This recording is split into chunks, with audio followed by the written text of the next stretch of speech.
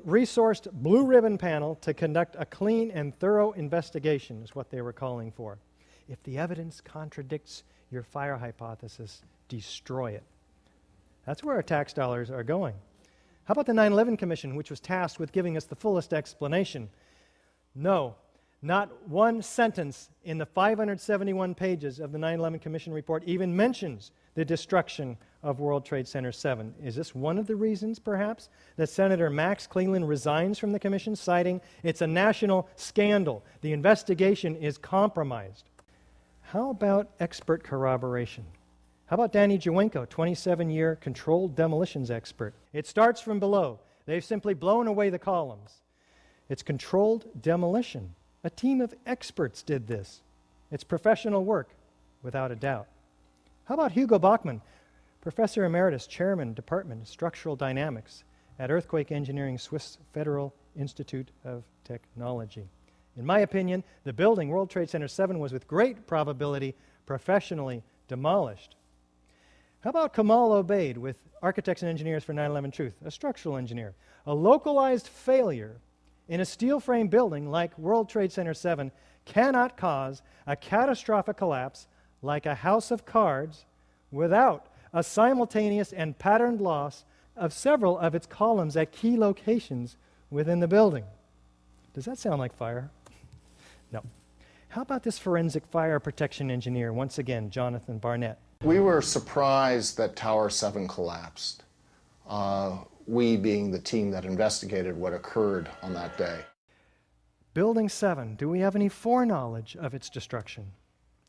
We're moving the command post over this way. That building's coming down, says Chief Nick Visconti. Well, there was some structural damage, as we've noted, and they were concerned about it. By noon or 1 o'clock, they told us we had to move from the triage site up to Pace University, a little further away, because Building 7 was going to come down or being brought down, says Indira Singh, interviewed by Bonnie Faulkner on KPFA. Did they actually use the words brought down? Yeah, that's what they said. We're going to have to bring it down. This involves volition. Listen to these construction workers walking away from Building 7, and this police officer caught on CNN camera.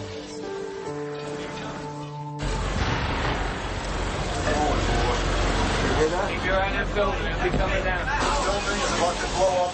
Move it back. All right, guys. Sorry. We are walking back. There's a building about to blow up. On flame.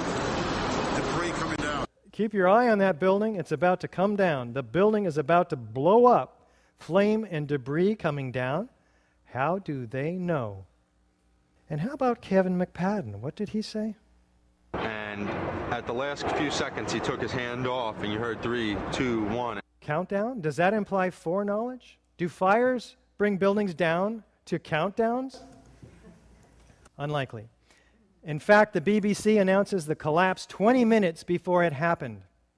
It's true. Jane Stanley is here announcing it. She says the 47-story Solomon Brothers building close to the World Trade Center has also collapsed. And there it is standing behind her.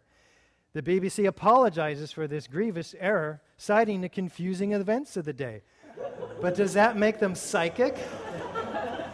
Unlikely. Is there some kind of script that's handed out, like the guy on the street, the Twin Towers, who had all the answers? I believe we've shown that Building 7 matches all of the features of controlled demolition in the classic sense. Is it likely that Al-Qaeda could have had access to this building, which had to have been one of the most secure outside the Pentagon? We have to ask ourselves that question a few times, because if they didn't, then who did? This is as far as we go. You need to go farther, and there are resources at your disposal to do just that. I will point them out after we look at the World Trade Center Twin Towers, because as clear as the evidence is for the destruction of Building 7 by explosives, the evidence is even more clear in the case of the Twin Towers. When you look at it with a new pair of glasses and looking at the forensic science-based evidence. Let's get introduced here. Some called it the crowning achievement of the international style, this pair of buildings. Others, heartless modernism.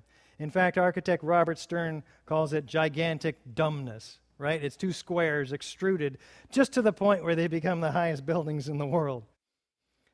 Well, either way, no matter how you feel about these buildings, they did have innovative structural engineering led by John Skilling and his aide, Leslie Robertson, who helped Minoru Yamasaki preserve the simple sculptural purity of his forms. And you can compare this building to the elegant Art Deco of the Empire State Building and come to your own conclusions about design. But it did eclipse the highest building in the world in 1976, but just for a couple of years until the Sears Tower outgrew it. The structural engineering innovations were quite extraordinary, lending the award, the engineering project that demonstrates the greatest engineering skills and represents the greatest contribution to engineering progress and mankind by the American Society of Civil Engineers. Let's take a look at what we achieved. We have 60-foot spans.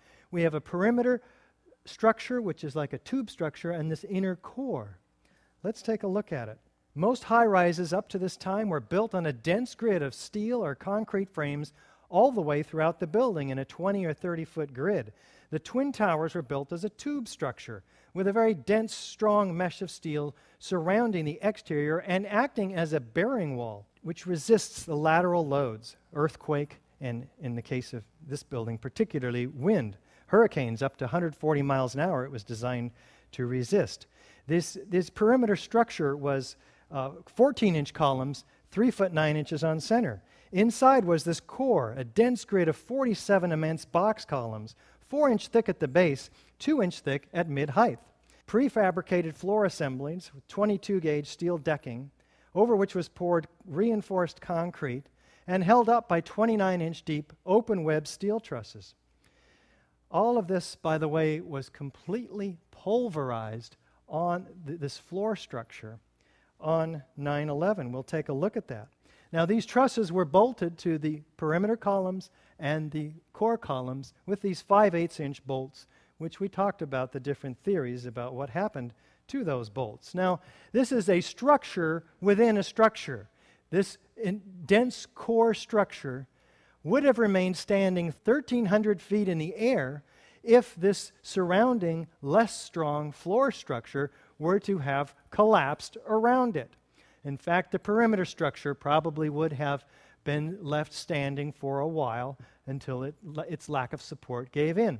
This is the core columns, 52 inches by 22 inches along the long edge, almost solid steel at the bottom, continuously welded from the bottom all the way to the top. Now, any 1,800-degree fire would have been almost immediately conducted throughout this 100,000-ton heat sink. That's the reason there's been no collapse of steel frame high-rise fires, because of this steel. Hold a spoon over the stove. See how long you can hang on to it. Almost instantly, you'll be forced to let it go. Let's take a look at the structural imperative that was given to John Skilling. John Skilling and Les Robertson were the structural engineers who designed the streamlined steel frames of the Twin Towers in the 1960s. Because a wayward Army bomber flew into the Empire State Building in 1945, the towers were built with skyscraper crashes in mind. We had designed the project for the impact of our largest airplane of its time, the Boeing 707. That is to take this jet airplane, run it into the building, destroy a lot of structure, and still have it stand up. The building was designed to have a fully loaded 707 crash into it. That was the largest plane at the time. I believe that the building probably could sustain multiple impacts of jetliners because this structure is like the mosquito netting on your screen door. this intense grid, and the jet plane is just a pencil puncturing that screen netting. It really does nothing to the screen netting. A very robust structure, in fact.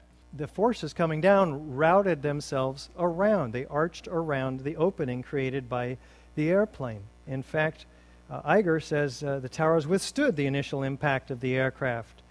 This ability to withstand the initial impact is hardly surprising, given the robust nature. Now, we have the North Tower being hit at 8:46 in the morning, and about 102 minutes later, after fires traveled around the floors and up the floors in the case of the North Tower, the building